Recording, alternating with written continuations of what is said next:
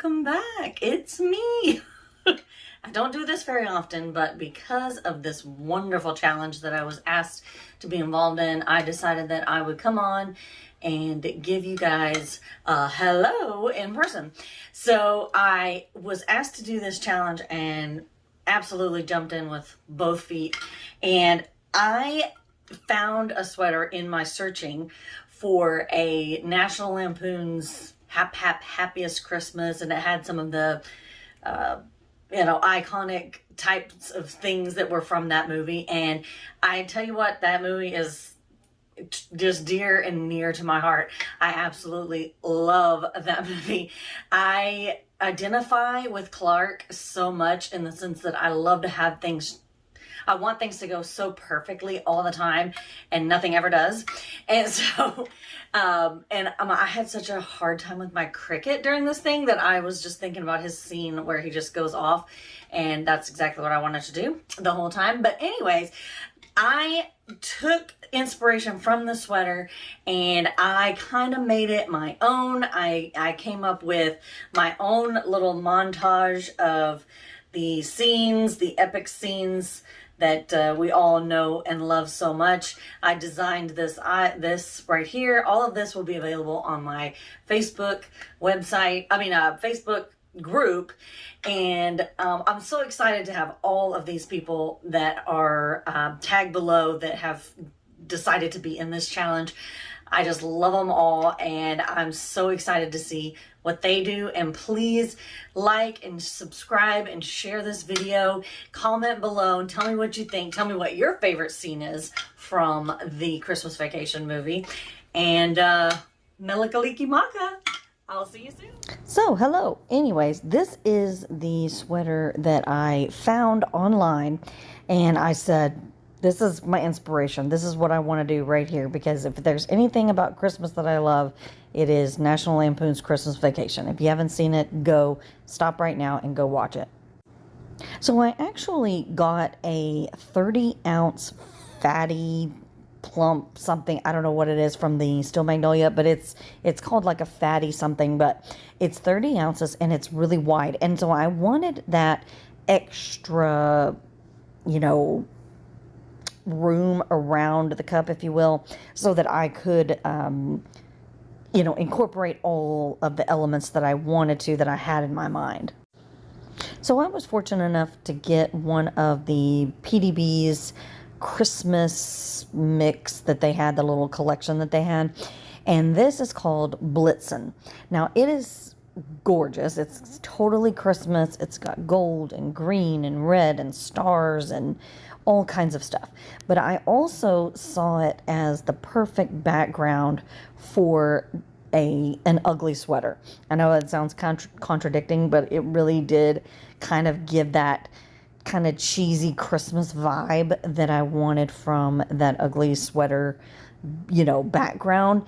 And but it is really beautiful. You have to kind of see it in person to kind of appreciate it. And what I do is probably not justice, but I just put about 5-10 milliliters of epoxy on here, and then I just doused it in the glitter. Because of that being so chunky, I wanted to make sure that it got soaked into that epoxy. And here I was just taking the parchment paper that I was collecting the glitter when I was dousing it on there, and I was just pushing it down. You are definitely going to want to do this on this, because there is some chunky stars and different bits in here, so make sure you pat it down.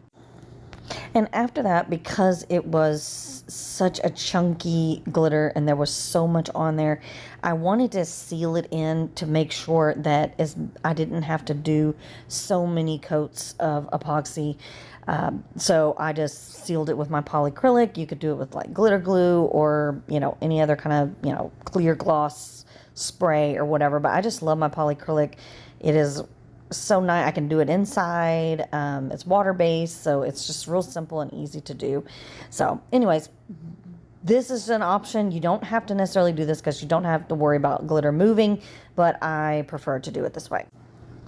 This is my first coat of epoxy here.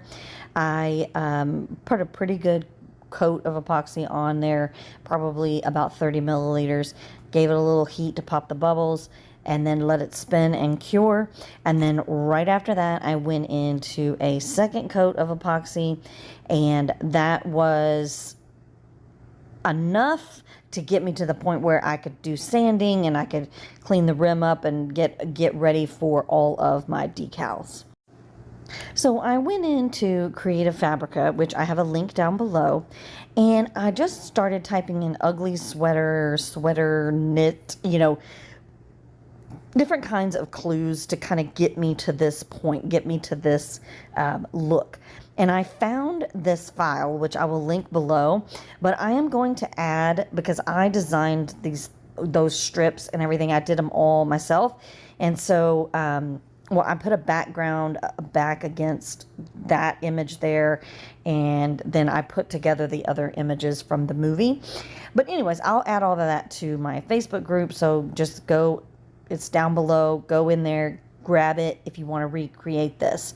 But I will also link the Creative Fabrica files, because there was a ton of files, and you could go 900 different ways with this look if you wanted to recreate like an ugly sweater, or if you wanted to have that stitching, or that kind of look. But basically with this, they were just kind of images, and I put a black square behind it and flattened it out on Cricut and made them a printable piece, because I wanted them to look like they were just kind of stripes that were sewn onto the cup, if you will. And so this strip right here, I had to cut them in half so that I could cut them on my Cricut. So I kind of had to cut it, slice it so that I could put them on in two separate pieces. But that piece right there, I did a really fun, like all the little images from the movie. So after I put those stripes on, I wanted to seal those in. So I just went in with a coat of epoxy and immediately was like, okay, as long as these are covered, now I can go in with all of my decals and all of that. And I'll tell you what, I had the hardest time with my Cricut. It was unbelievable. That scene that he goes off on his boss at the very end, it was exactly the way that I was screaming and yelling at my Cricut the whole time. And this vinyl, nothing was coming off of the paper, nothing was cutting right. It was just a nightmare. Anyways, my first thing that I had tried to put on here was did not look right at all. And so I went back to the drawing board, went back to Design Space, and just was like, what else can I do here? And this is what I came up with. And so I just stuck all these lights, kind of jagged and kind of going every which way. And then I did happiest Christmas. Now that's not the actual quote, but we're going to keep it, nice and family friendly around here. So I thought that was a cute way of incorporating the saying and just, making it a Christmas cup. But this holographic vinyl would not come off. So I just said, forget it. I'm just going to do these individually. I'm just going to put them on one by one. But I love this vinyl. I will definitely link it below, because it makes it look like the lights are shining. But I wanted that look of like the lights were kind of going every which way, and there were a whole bunch of lights to give that element of the movie and what happens with the lights on his house and everything. Anyways, every little element of this has something to do with the movie or Christmas and just the holiday, that kind of thing. So, and I was going crazy on trying to get these to my camera was shaking because I was trying to I'm telling you, I was not in the Christmas spirit after doing this one. It doesn't mean that the file is not perfect and you can't use it very easily. It's just whatever vinyl I chose, whatever my Cricut was deciding to do, nothing was working out. Anyways, so I just started putting things on hand by my fingers and my hand by my weeding tool, because I just said, forget it. Anyways, so I finally got some things to kind of start working for me, and I just was like, I'll just do it myself. But anyways, I designed all of this. It will be available in my group, and you can recreate this if you want, or just use it as a fun thing to put on a cup or something if you wanted to make something that was similar or whatever. But I did use kind of a darker green here, which when I took a picture, it wasn't that bad, but in real life, it is a little bit too dark. But the first green that I tried would not cut on my Cricut because it was, I mean, it was just a nightmare. I'm telling you, this was another thing. All the papers would not come off. Anyways, I'll save you my sob story. This was an ugly process for sure. Not necessarily the cup turned out so ugly, but the process was definitely ugly. But anyways, I had a really good time, and I'm so happy that I was asked to be a part of this whole challenge and everything. And it really put me out of my element, because I really had to think outside the box, because I kind of started it and then I stopped, and then I came back to it, and then I did something and I did not like it. And this was kind of like a last minute. I was like, you know what? I'm going to incorporate Mele Kalikimaka, because that's the song that they have in the movie. And so I thought, well, that would be a cute little thing to put on the backside to say basically Merry Christmas, but in relation to the movie. So I did a little fancy Mele Kalikimaka that came off of Creative Fabrica. Then I did an offset off of that, and I wanted it to have kind of a colorful look to it because it is Hawaiian. And so I ended up adding a Hawaiian flower off to the side, but I had to cut it bigger than I wanted to. So when I put it on there, it kind of went to the side of, so everything kind of came out a little bit off from where I was supposed to have it. Again, I was having trouble getting paper off of there. So I put it on the side there, and then I realized that it was kind of made things a little off, but whatever. We're just going with it, because at this point I was like, at least I got it to actually cut and be on the cut. Then I decided that I was going to do some stripes. So these gold stripes, I got this gold from, actually somebody sent it to me as like a gift, and it was from the Dollar Tree, and it's actually really, really cool, and it cuts really well and goes on really well. I don't know. It was actually not too bad for it being from the Dollar Tree, but I actually forgot to put the stripes on before I put the decals on.